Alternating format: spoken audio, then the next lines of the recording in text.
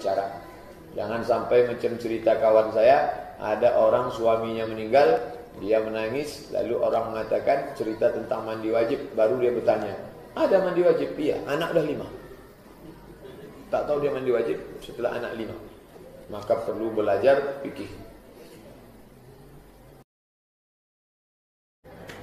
Bagaimana cara mandi junub yang benar Pak Ustaz? Untuk saya yang baru balik, yang pertama, masuk kamar mandi, langkahkan kaki kiri. Allahumma inni a'udzubika minal khubuthi wal khaba'ith. Setelah itu maaf cakap. Ini saya sampaikan karena hadis Nabi. Nabi membasuh kemaluan. Setelah dibasuh, siramkanlah air ke sebelah kanan dari mulai kaki dulu. Siramkan kaki sampai ke lutut, naik ke atas sampai ke paha, ke pinggang, baru sampai ke perut, naik ke atas, baru siramkan ke kepala. Kemudian rambut, berwuduk dulu. Setelah basuh kemaluan, berwuduk. Wuduk macam wuduk mau salat. Idza qumtum ila sholati faghsilu wujuhakum wa aydiyakum ilal marafiq wamsahu bi ru'usikum wa arjulakum kaki. Habis itu siramkan ke bagian sebelah kanan, diawali dari bawah sampai ke atas. Tadi waktu berwuduknya airnya itu dicelah takhlil, dicerah-cerahi rambut supaya jangan terkejut. Beberapa bulan yang lalu saya dapat WhatsApp, mengapa stroke di kamar mandi. Itu judulnya mengapa stroke di kamar mandi. Kenapa orang sering stroke di kamar mandi? Rupanya ketika air itu disiramkan langsung ke kepala, kepala ini terkejut. Karena air dingin langsung ke kepala, terkejut. Maka respon badan kalau terkejut, darah langsung menyemprotkan dari jantung naik ke atas, mau memanaskan kepala. Disitulah dia terpaksa salurannya macet, stroke. Maka di tulisan itu dianjurkan menyiram pelan-pelan. Waktu saya baca, subhanallah, sekarang orang baru tahu cara mandi pelan-pelan dari bawah ke atas. Nabi sudah mengajarkan itu 14 abad yang lalu. Siram pelan-pelan, jangan terkejut. Nah, bersihlah semua. Agama yang paling bersih agama Islam. Cebok, basuh tangan, basuh kaki, berwudu, mandi wajib. Orang barat pakai jas, pakai dasi, tapi tak berbasuh. Orang Islam ini bersih. Begitulah cara.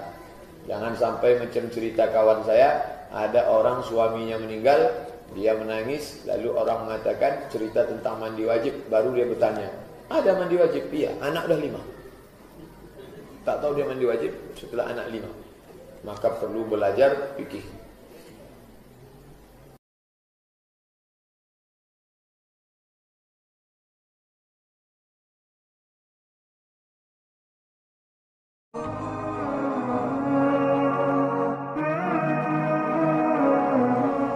Kemudian pertanyaan selanjutnya datangnya dari Siti Kamalia dari Pemalang. Assalamualaikum warahmatullahi wabarakatuh. Waalaikumsalam warahmatullahi wabarakatuh. Buya, adik saya sudah tidak haid, tapi bingung. Tidak haid. Tidak? Haid. Adik? Haid. Siap. Ya, pertanyaan gimana, siapa? Adik saya. Adik saya. Adik saya sudah tidak haid, tapi bingung mau mandi hadas besarnya bagaimana? Oh, cara mandi. Jadi fikih ya, ada fikihnya. Sebab mandi itu kan ada diantaranya bersenggama biarpun tanpa keluar mani biarpun tanpa senggama, melahirkan haid dan nifas. Orang habis berhubungan wajib mandi besar. Orang habis keluar mani wajib mandi besar. Habis haid wajib mandi besar. Melahirkan dan nifas wajib mandi besar. Pertanyaannya singkat, bagaimana cara mandi besar? Kalau orang habis berhubungan suami istri wajib mandi besar sebelum sholat. Keluar mani sengaja tidak sengaja wajib mandi besar. Habis melahirkan bayi atau bakal bayi keguguran wajib mandi besar asalkan tidak ketumpangan nifas nanti. Kalau ketumpangan nifas tunggu sampai selesai nifas. Karena haid wajib mandi besar. Jika benar itu haid. Makanya ilmu haid ada. Kita ada fikih praktis tentang haid. Habis nifas, habis melahirkan darah nifas berhenti selesai nifas wajib mandi besar. Pertanyaan tentang mandi besar. Bagaimana cara mandi besar? Cara mandi besar itu dibutuhkan 2 hal. 1 niat. Niat mandi besar gitu saja. Bersamaan dengan niat mandi besar, pengguyuran air pure. Yang kedua, meratakan air ke sekujur tubuh yang masih nyambung dengan dia. Rambutnya panjangnya 6 meter wajib dibasuh semuanya. Selagi masih sambung dengan dia wajib dibasuh, tidak boleh ada ditinggal. Kalau ditinggal 1 rambut tidak sah. Nggak pakai sampo sah, yang penting air yang bisa dipakai wudhu diguyur. Jadi nawaitul husla, aku pakai bahasa Jawa saja. Ingsun apa? Bahasa Cirebon. niat mandi, nggak usah pakai bahasa Arab. Gara-gara bahasa Arab nanti nawaitul husla wal asal akbarillah taala, Allahu akbar kayak takbirnya. Nah, jadi pakai bahasa Arab. Pakai bahasa Arab boleh kalau memang dia bisa, kalau enggak cukup aku niat mandi besar, biur sekujur tubuh, selesai sudah. Enggak susah, enggak repot. Niatnya pakai bahasa Jawa juga boleh. Syaratnya satu niat, rukunnya apa? Fardunya niat yang pertama, yang kedua meratakan air ke sekujur tubuh yang masih nyambung dengan dia, yang bakal dibawa untuk sholat, wajib kena air semuanya. Selesai. Wallahu a'lam bissawab.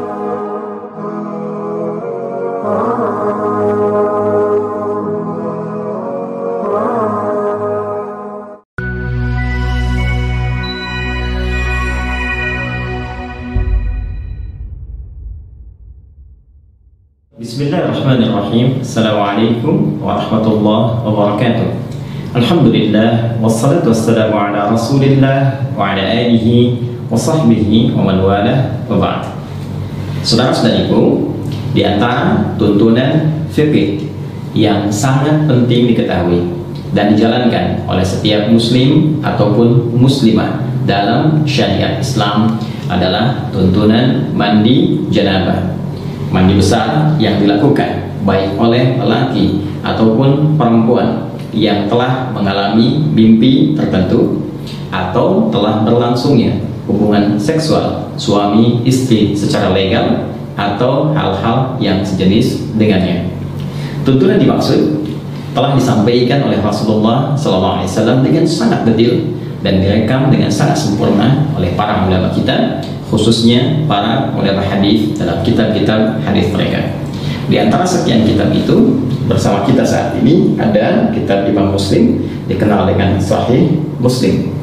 Jika Anda memasuki kitab yang ketiga, yaitu Kitabul Haid, ya, di bab yang ke-9, bab Sifatul Ghuslil Janabah, bab tentang tata cara mandi janabah. Anda akan temukan di sini di nomor hadis 316, 317, ya, dan selanjutnya bagaimana Sayyidah Aisyah radhiyallahu taala anha memberikan contoh gambaran seperti yang disaksikan dari perbuatan Nabi sallallahu alaihi wasallam, yang dengan itu memberi petunjuk pada kita bagaimana cara mengerjakan mandi janabah dimaksud. Saya bacakan sejenak, kemudian kita akan praktekkan langsung, ya, dari lokasi kamar mandi tertentu supaya lebih paham apa yang akan coba kita lakukan. Saya akan bacakan satu hadis dulu, ya, ke rawi terakhirnya saja. Qala an Aisyah radhiyallahu taala anha qalat, hadis ini diperoleh dari Sayyidah Aisyah ummul mukminin, semoga Allah meridai kepada beliau. Beliau menyampaikan, kana Rasulullah sallallahu alaihi wasallam, adalah Rasulullah sallallahu alaihi wasallam, idza tasala minal janabati, apabila beliau melakukan mandi janabah, mandi besar, ya bada'u fayaghsilu yadayhi, maka beliau akan memulai dengan mencuci kedua telapak tangannya dulu, dibersihkan dulu telapak tangannya. Kemudian thumma yufrigu bi yaminihi 'ala shimalihi fayaghsilu farjahu. Setelah itu beliau kemudian menuangkan dengan tangan kanannya ke tangan kirinya, ya, sejumlah kadar air tertentu. Kalau bisa kita gunakan misalnya pakai gayung, ya, atau kita bisa gunakan dari keran untuk mengambil, ya, kemudian dialirkan ke tangan kiri untuk membersihkan pertama bagian kemaluannya terlebih dahulu. Setelah itu thumma yatawadda wudu'ahu lis-shalah, kemudian beliau menunaikan wudu seperti wudu untuk menunaikan salat, ya, jadi tadi membersihkan telapak tangan keduanya, menuangkan dari tangan kanan air ke bagian tangan kiri dan membasuh atau membersihkan kemaluan, kemudian berwudu seperti halnya wudu salat. Tsumma ya'khudhul ma'a fayudkhilu asabi'ahu fi usul asy-sya'ri, kemudian beliau mengambil air, ya, lalu dengan air itu beliau menyela-nyela, ya, di bagian rambut kepalanya sehingga meresapkan air kepada bagian kepala secara merata. Lalu kita lanjutkan. Jadi mohon izin saya nggak pakai kacamata, ya, jadi saya menyesuaikan. Bismillah. Kemudian hatta idza ra'a an qad istabra'a hafana 'ala ra'si thalatha hafanat. Kemudian ketika beliau sudah merasakan, jadi sudah mulai merata dengan baik, ya, baru diserapkan ya dialirkan secara merata dengan jemarinya. Setelah itu baru kemudian dibasuhkan, ya 3 kali basuhan disiram ya ke kepala itu sehingga menyerap dengan sempurna ke bagian pori-pori dan ke seluruh bagian kepalanya. Setelah itu thumma afadha ala sa'iri jasadihi thumma ghasala rijlaihi, lalu menyempurnakan untuk membasuh seluruh tubuhnya dari kanannya kirinya secara sempurna keseluruhannya, baru kemudian di akhir membasuh kedua kakinya. Nah, ini nanti ada yang menarik ya sebelum kita praktekkan teman-teman sekalian. Jadi pun ada di Al-Bukhari, di sini disebutkan nomor hadis 248, 262, juga nomor hadis 272. Nah, ada yang sangat menarik teman-teman sekalian saat beliau mempraktekkan tata cara mandi janabah ini dalam perihal wudu. Jadi yang hadis pertama menerangkan kepada kita dalam wudu ini dilakukan seperti halnya sholat, tapi membasuh kakinya diakhirkan. Ya, membasuh kakinya diakhirkan. Jadi setelah kemudian tuntas keseluruhan, ya, kemudian sampai dari kumur-kumur, ya, setelah itu istinsyaq wajah, tangan sampai siku, kemudian kepala, kemudian telinga. Nah, ini kaki nggak dibasuh dulu. Ini hadis bagian pertama. Jadi setelah nanti yang tadi selesai habis, baru terakhir nanti pindah tempat untuk bisa membersihkan kaki, ya, bagian terakhir. Nah, kemudian adapun hadis yang keduanya itu menyempurnakan keseluruhannya dalam wudhu, jadi sampai dengan kaki, baru kemudian bisa dilakukan seperti yang tadi, sela-sela, guyur kepala, kemudian sampai dengan selesai dan tuntas. Dan dua-duanya nggak ada persoalan, tinggal pilih mana yang paling mudah untuk dilakukan. Hanya tipis saja perbedaan untuk membasuh kaki dalam perihal wudhunya, apakah diakhirkan atau diawalkan. Nah, sekarang untuk lebih jelasnya kita coba praktek ya. Kita praktek, kita melihat bagaimana praktek menggunakan keran dan juga menggunakan gayung. Bismillah. Yuk. Baik teman-teman sekalian, sebelum kita masuk mempraktekkan, ingat masuk kamar mandi, 2 hal yang sangat penting. Pertama, langkahkan kaki kiri kita dulu ya. Jadi masuk nanti melangkah kaki kiri sambil mengucapkan ya, Allahumma inni a'udzubika minal khubuthi wal khaba'ith. Ya Allah, aku berlindung kepadamu dari berbagai godaan setan, baik berjenis kelamin laki-laki ataupun perempuan yang membawa pada suasana yang tidak menyenangkan. Ingat ya, banyak hal yang kotor, supaya tidak berlama-lama, fokus kaki kiri, langkahkan masuk, kemudian doa yang tadi disampaikan, dan bersiap kita mencoba untuk mempraktikkan. Nah, ini saya ingin jelaskan dulu sama teman-teman bahwa posisinya ini saya tampilkan yang komplit ya, komplit dalam pengertian bahwa di kekinian kan kita bisa menggunakan keran seperti ini ya. Kemudian juga ada yang menggunakan gayung seperti ini ya, atau juga menggunakan shower seperti ini ya. Ini belum saya nyalakan dulu untuk memudahkan, nanti kita bisa gunakan secara bersamaan. Baik, yang pertama berdasarkan praktek dari hadis yang telah kita bacakan tadi, maka kita mulai dengan mencuci telapak tangan terlebih dahulu ya, dengan semua jari-jari yang melekat di dalamnya.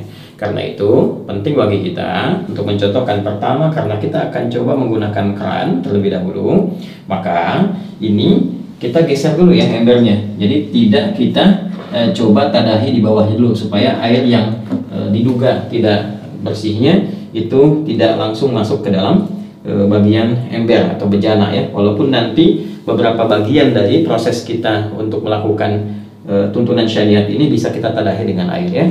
Jadi kita basuh dulu seperti ini teman-teman sekalian ya. Nah, seperti ini. Nah, tentu kita ucapkan bismillah dalam hati ya. Demikian. Nah, seperti ini. Jadi rasa sudah bersih teman-teman sekalian, boleh kita matikan ya. Lalu kita tadahi begini ya, supaya tidak terlampau banyak nanti air yang mengalir keluar sehingga berlebihan ya, dan sangat tidak disukai berlebihan. Baik, kemudian setelah itu kita coba nyalakan dulu teman-teman sekalian ya. Lalu siapkan sabun. Ini sabun ya, sebelumnya sudah ada. Kita siapkan sabunnya dulu. Nah, ini sabun penting karena nanti di dalam hadisnya teman-teman sekalian, itu nanti saat membasuh kemaluan itu tangan setelah itu dibasuh dulu menggunakan tanah. Dalam hadisnya itu ya, tanah. Nah, ini sebagai pengganti dalam konteks tanah itu bisa menggunakan apa? Menggunakan sabun ya. Jadi intinya membersihkan kotoran, mungkin bakteri atau yang lain yang melekat di dalam tangan setelah membasuh kemaluan. Tadi sudah kita tangan sudah kita basuh ya, sudah kita bersihkan. Setelah itu kita lebih baik sambil jongkok seperti ini, ya, sambil jongkok, karena mungkin sisa-sisa dari bagian tubuh kita bisa juga dikeluarkan untuk mengalir. Kemudian setelah itu dibersihkan bagian kemaluan, ya. Jadi ambil air, teman-teman bersihkan bagian kemaluan dengan rapi, dengan bersih. Nah, setelah kemudian ini hadis tadi yang tidak sempat saya bacakan, ya, hadis yang keduanya, karena untuk mempercepat, ya, untuk mempercepat ke praktek. Jadi nanti setelah dibersihkan, ambil sabun, ya, di sabun diambil secukupnya. Kemudian, nah seperti ini, ya.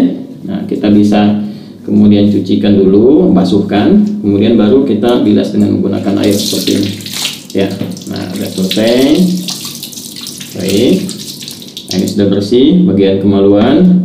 Lalu setelah itu kita bersiap untuk berwudu seperti wudunya sholat, ya. Jadi ini saya coba singkapkan dulu teman-teman sekalian, ya, sampai sini supaya ini bagian siku juga bisa ada batas yang terlihat. Ini, ya. Nah, kita mulai wudu seperti halnya wudu untuk sholat. Nah, ini seperti biasa, ya. Nah, boleh kalau mau begini lagi, ini kan sudah bersih di tangan tadi, ya, begini. Nah, sudah berniat dalam hati kita, ya, bismillah sudah kita ucapkan juga ke dalam hati kita. Kita mulai, ya. Baik. Nah, ini kita bisa berkumur-kumur seperti biasa.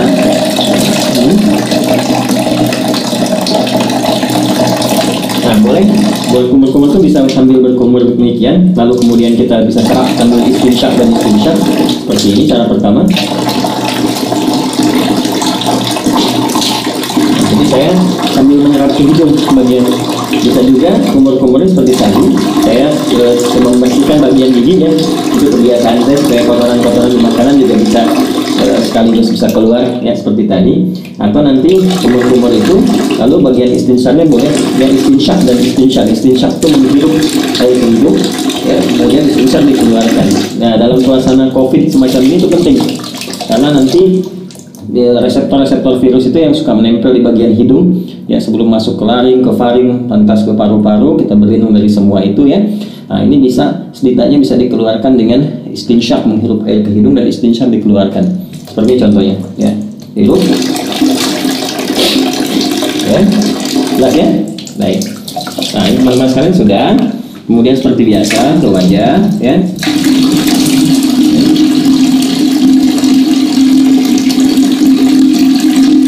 Nah, teman-teman, ya, ingat yang pernah saya contohkan. Jadi ngambil air, ini saya ambilkan. Ini nggak apa-apa saya agak ini karena saya tadah di bawah, ya. Nah, seperti ini. Lihat baik-baik. Nah, betul.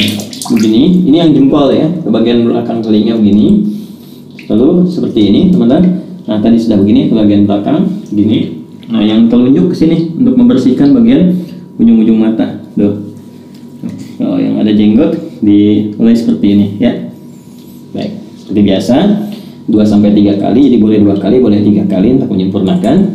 Saya contohkan seperti itu saja, ya. Jadi kemudian teman-teman, nah ini kalau biasanya saya kalau nggak pakai tanda di bawah seperti di tempat wudhu masjid atau apa, ini dibuka, nanti biasanya saya matikan dulu gini, tuh, ya, tangan sampai siku seperti biasa, kanan dulu, sampai selesai, ya.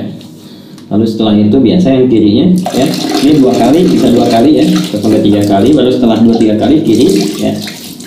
Nah, ini juga sama, ya, 2-3 kali, teman-teman sekalian. 2-3 kali itu ambil air lagi, ya, kalau kita mau rasakan begini nggak ada masalah sekali. Terus setelah itu bagian kepala kita rasakan, ya, diusap sini ke belakang, balikan kembali, ya, boleh langsung ke telinga begini, ya, seperti ini, boleh. Atau juga bisa teman-teman lakukan kepala dulu, balik, kemudian ambil air lagi untuk telinga, ya. Nah, bagian kaki ini bisa kita lakukan sekarang, ya, seperti biasa, wudhu biasa. Bagian kakinya misalnya seperti ini, ya, ambil begini, kan.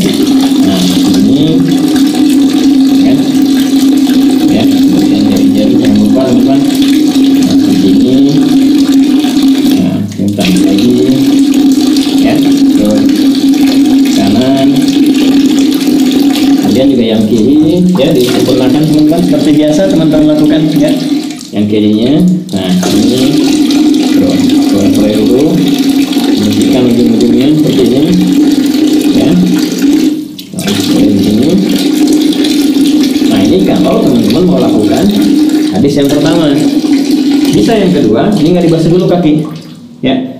Setelah selesai tadi ke kepala, ke telinga, jadi langsung kemudian melakukan ke yang selanjutnya, tahap selanjutnya.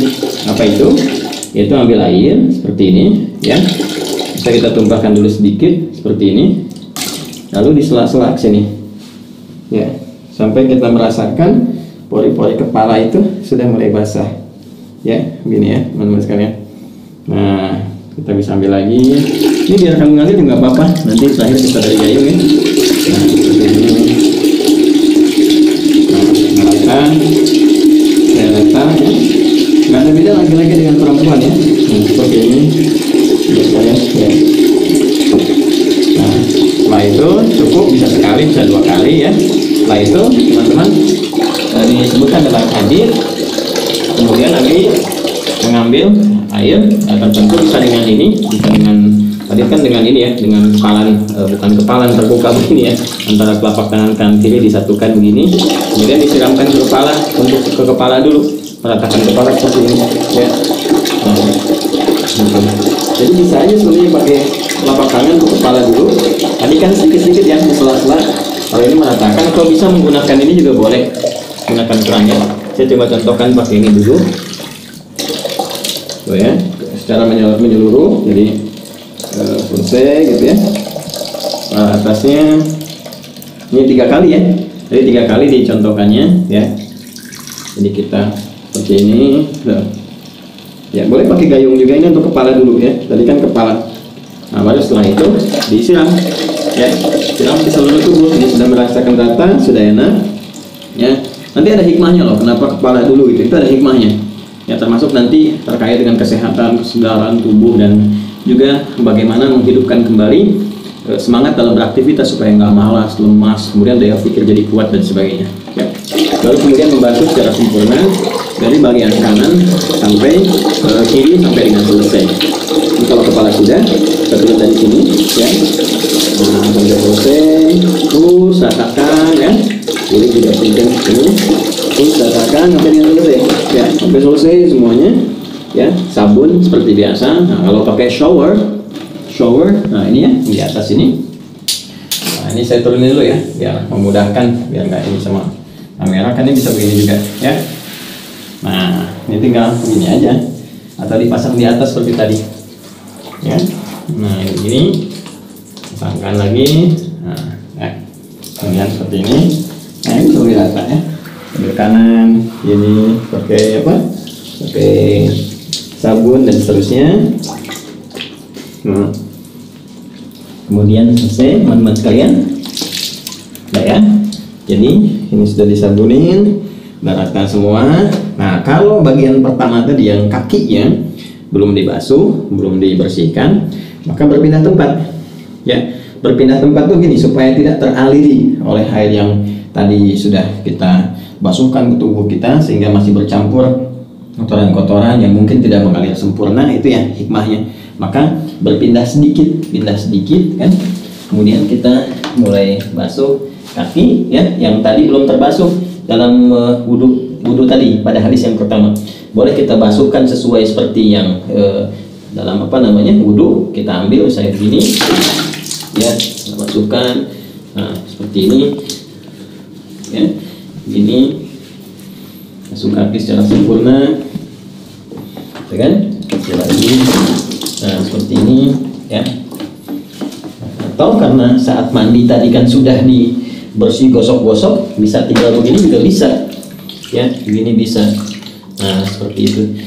Nah, cuma kalau kita ambil hadis yang kedua, kita ingin gunakan wudhunya sempurna sampai dengan ke kaki seperti tadi saya contohkan, maka yang terakhir nggak perlu dilakukan lagi ya, cukup kita siram aja untuk selanjutnya kan, selesaikan dan sudah selesai. Nah, karena sudah mandi besar itu menghilangkan hadas-hadas yang besar, otomatis yang kecil juga hilang ya, jadi tidak perlu kita berwudu kembali. Kalaupun ada yang ingin berwudu kembali ya tidak dipersalahkan juga, tapi karena sudah selesai kan tadi wudu sudah, kemudian mandinya juga sudah, jadi tidak wudu pun ya tidak menjadi persoalan, tidak perlu wudu lagi, tinggal pakai handuk ya, diselesaikan, dirapikan dan selesai tuntas. Nah, ini teman-teman admin nggak bawakan anduk. Jadi saya harus keluar untuk contohkan dulu, keluar kamar mandi dengan menggunakan kaki kanan. Ya, kita keluarkan menggunakan kaki kanan seperti ini. Ya, sambil kita mengucapkan ghufranaka.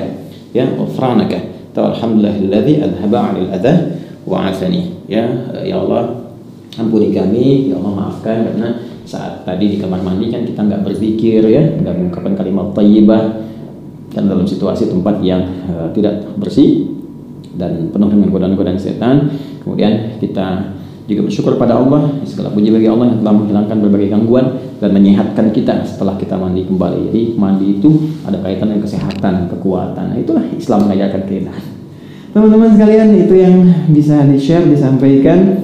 Wah, ini udah dicontohkan sepenuh hati, fisik dan jiwa.